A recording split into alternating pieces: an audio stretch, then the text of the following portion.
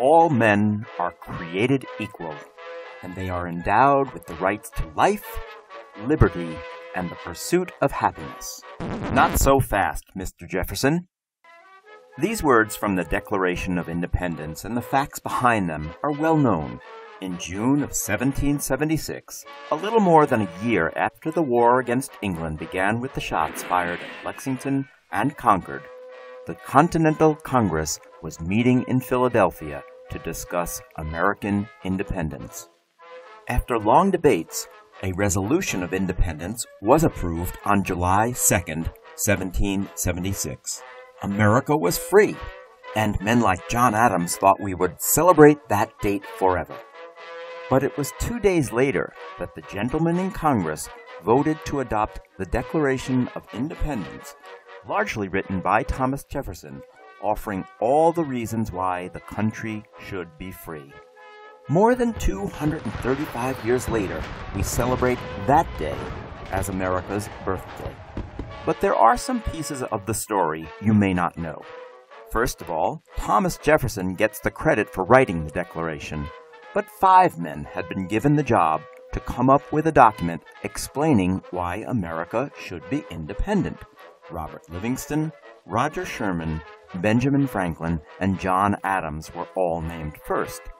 And it was Adams who suggested that the young and little-known Thomas Jefferson join them, because they needed a man from the influential Virginia delegation, and Adams thought Jefferson was a much better writer than he was. Second, though Jefferson never used footnotes or credited his sources, some of his memorable words and phrases were borrowed from other writers and slightly tweaked. Then Franklin and Adams offered a few suggestions, but the most important change came after the Declaration was turned over to the full Congress. For 2 days, a very unhappy Thomas Jefferson sat and fumed while his words were picked over. In the end, the Congress made a few minor word changes and one big deletion.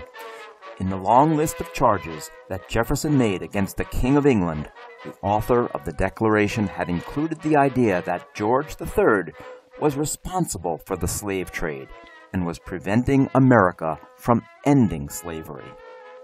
That was not only untrue, but Congress wanted no mention of slavery in the nation's founding document.